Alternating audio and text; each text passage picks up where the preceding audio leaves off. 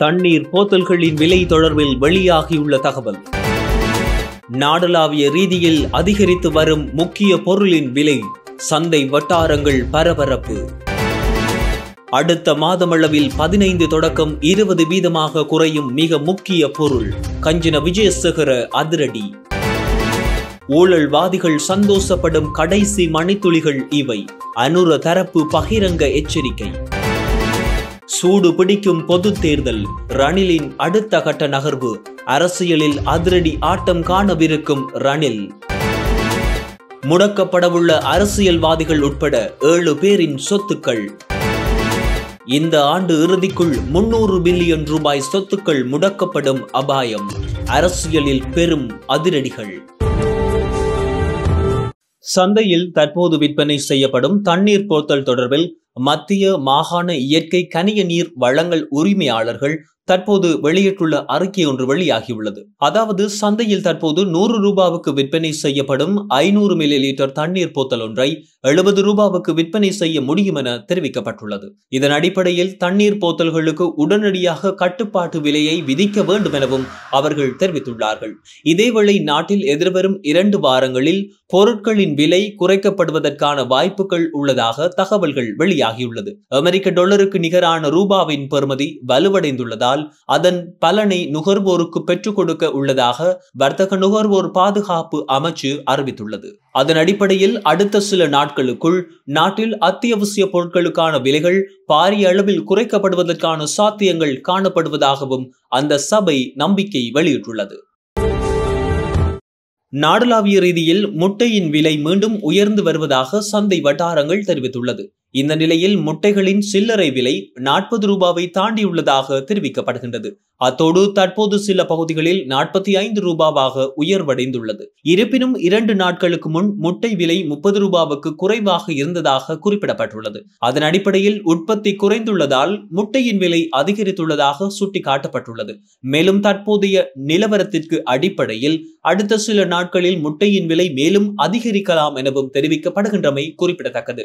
உற்பத்தி வீழ்ச்சி அடைந்தமையின் காரணமாகவே இவ்வாறு முட்டையின் விலை மீண்டும் அதிகரித்துள்ளதாக இலங்கை முட்டை வர்த்தக சங்கம் எச்சரிக்கை விடுத்துள்ளது. அடுத்த சில மாதங்களுக்குள் நாட்டில் எரிபொருள் விலை 15 தொடக்கம் 20% வரை குறையும் சாத்தியம் இருப்பதாக முன்னாள் எரிசக்தி அமைச்சர் கஞ்சின விஜயசேகர நம்பிக்கை வெளியிட்டுள்ளார். நிகழ்வொன்றில் நேற்று கலந்து கொண்டு உரையாற்றும் போதே முன்னாள் மின்சக்தி மற்றும் எரிசக்தி அமைச்சர் கஞ்சின விஜயசேகர இதனை தெரிவித்திருந்தார். அத்துடன் கடந்த வாரம் மேற்கொள்ளப்பட்ட எரிபொருள் திருத்தம் தொடர்பில் அமைச்சரவை பேச்சாளர் அமைச்சர் விஜித ஹேரத் பொய்யான விடயம் ஒன்றை கூறியதாக கஞ்சின விஜயசேகர தெரிவித்தார். இலங்கை பெட்ரோலிய கூட்டுத்தாபன தலைவர் விலை சூத்திரத்தின் பிரகாரம் விலை திருத்தம் மேற்கொள்ளப்படுவதை உறுதிப்படுத்தியதாக அவர் தெரிவித்தார். 2022 தொடக்கம் 2023 இல்லாத வகையில் நாட்டின் பொருளாதார ஸ்திரப்படுத்தப்பட்டுள்ளதால் போட்டி விலையில் சப்ளையர்களிடம் இருந்து எரிபொருளை பெறுவது தற்போது சாத்தியமாகியுள்ளது என்றும் அவர் வலுவாக சொல்லியுள்ளார். அடுத்த ஆண்டு மார்ச் அல்லது ஏப்ரல் வரை எரிபொருள் முன்பதிவு செய்யப்பட்டுள்ளதாகவும் அதன் பலன்களின் அடிப்படையில் அடுத்த சில மாதங்களில் எண்ணெயின் விலையை 15 தொடக்கம் 20 வீதம் வரை குறையும் சாத்தியங்கள் இருப்பதாக அமைச்சர் மேலும் தெரிவித்துள்ளார். எரிபொருளுக்கான அனைத்து வரிகளையும் நீக்கும் யதார்த்தத்தை ஏற்கனவே உணர்ந்து செயற்பட்ட முன்னாள் ஜனாதிபதி ரணில் விக்ரமசிங்கவின் பாதையை தற்போதைய அரசாங்கம் பின்பற்றுவது மகிழ்ச்சி அளிப்பதாகவும் அவர் மேலும் தெரிவித்தார். இதேவேளை கடந்த 30ஆம் தேதி 92 ரக பெட்ரோலின் விலை 21 ரூபாவினால் குறைந்துள்ளதுடன் புதிய விலை 311 ரூபாவாகவும் 95 ரக பெட்ரோலின் விலை எந்தவித மாற்றங்களும் செய்யப்படாமல் அதே விலையில் அறிவிக்கப்பட்டிருந்தது. இந்த நிலையில் கடந்த எரிபொருள் விலை திருத்தமானது விலை சூத்திரத்தின் பிரகாரம் மேற்கொள்ளப்படவில்லை என்றும் பெட்ரோலிய கூட்டுத்தாபன அதிகாரிகளுடனான மீளாய்வு கலந்துரையாடலின் பின்னர் இந்த விலை திருத்தம் மேற்கொள்ளப்பட்டுள்ளதாகவும் அமைச்சர் விஜித ஹேரத் மேலும் தெரிவித்திருந்தார். ராஜபக்ஷ குடும்பத்தினர் கொள்ளையடித்த மக்கள் பணம் எங்கிருக்கின்றது என்பதை விரைவில் கண்டுபிடித்து வெளிக்கொணர உள்ளதாக வசந்த சமரசிங்க எச்சரிக்கை விடுத்துள்ளார். நாமல் ராஜபக்ஷ உள்ளிட்டவர்கள் கொள்ளையடித்துள்ளதாக குற்றம் சாட்டிய தேசிய மக்கள் சக்தி அதிகாரிகளுக்கு 2 வாரங்கள் கடந்துள்ளது.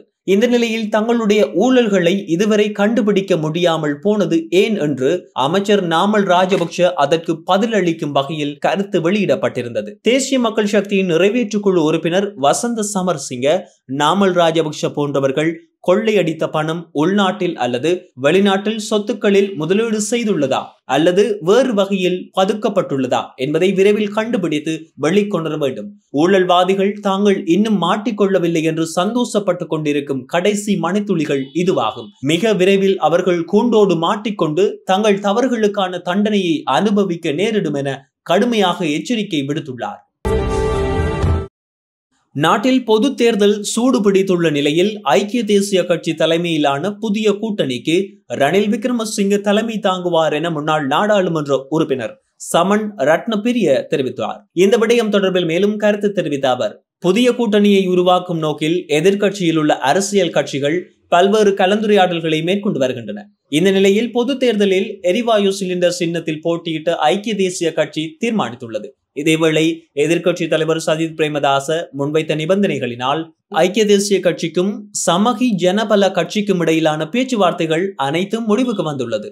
மேலும் ரணில் விக்ரமசிங்கே தலைமையிலான ஐக்கிய தேசிய கட்சியும் சஜித் பிரேமதாச ஐக்கிய மக்கள் சக்தியும் இணைவதனை ஐக்கிய தேசிய கட்சியின் முக்கிய தலைவர் ஒருவர் குழப்புவதாக குற்றங்கள் சாட்டப்பட்டுள்ளது. எனவே அடுத்த கட்டமாக பொது தேர்தல் சூடு பிடித்துள்ள நிலையில் ஐக்கிய தேசிய கட்சியின் புதிய தலைவராக ரணில் விக்ரமசிங்கே மீண்டும் தலைமை தாங்குவார் என நம்பிக்கை வெளியிடப்பட்டுள்ளது.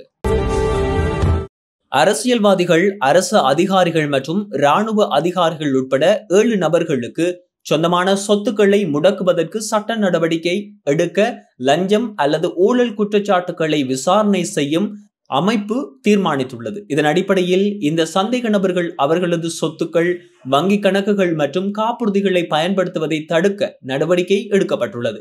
இது தொடர்பில் லஞ்ச ஆணைக்குழு வட்டாரங்கள் கூறுகையில், இந்த 7 நபர்களிடம் அவர்கள் சாதாரணமான சம்பளத்தில் வாங்க முடியாத அளவுக்கு அதிக சொத்துக்களை எப்படி சம்பாதித்தார்கள் என்பது குறித்து விசாரணை நடத்தி வருவதாகவும் தெரிவிக்கப்பட்டுள்ளது. இதுவரை நடத்தப்பட்ட விசாரணைகளில் சந்தேக நபர்கள் சிலர் தங்கள் குடும்பத்தினர் மற்றும் நெருங்கிய உறவுகள் மூலம் இவ்வளவு பெரிய சொத்துக்களை பெற்று வந்ததாக கூறுவது முற்றிலும் தவறானது எனவும் அந்த வட்டாரங்கள் தெரிவித்துள்ளது. பல அரசியல்வாதிகள் விசாரணைகளுக்கு உதவும் வகையில் அறிக்கைகளை வழங்குவதற்கு லஞ்ச ஊழல் ஆணைக்குழுவுக்கு முன்பாக வருவதற்கு தயக்கம் காட்டுவதாகவும் அறிய முடிகின்றது.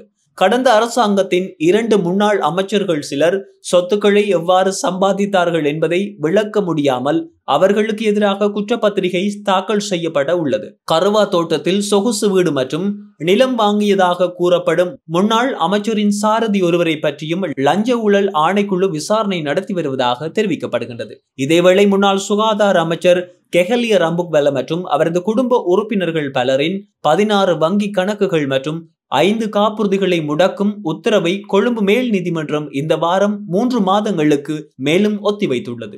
லஞ்ச ஊழல் ஆணைக்குழுவால் நீதிமன்றத்தில் சமர்ப்பிக்கப்பட்ட சாட்சியங்களை கருத்தில் கொண்டு இந்த உத்தரவு பிறப்பிக்கப்பட்டுள்ளது. முன்னாள் அமைச்சர் தனது நெருங்கிய சகாக்களின் பெயரில் ஏராளமான சொத்துக்கள் குறித்தும் விசாரணைகள் நடைபெற்று வருவதாக லஞ்ச ஊழல் ஆணைக்குழு மேலும் தெரிவித்துள்ளது.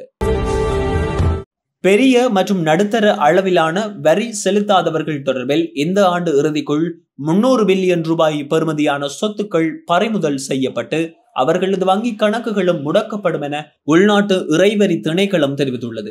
பெரிய வரி செலுத்துவோர் மற்றும் நடுத்தர வங்கிகள் என 2024 அக்டோபர் 25ஆம் தேதிக்குள் 100 பில்லியன் ரூபாவை செலுத்த வேண்டியுள்ளது. இந்த தொகையை செலுத்த வேண்டியவர்கள் டிசம்பர் 25ஆம் தேதி வரை நிலுவைத் தொகையை செலுத்துவதற்கு கால அவகாசம் உள்ளதாக உள்நாட்டு இறைவரி திணைக்களம் தெரிவித்துள்ளது.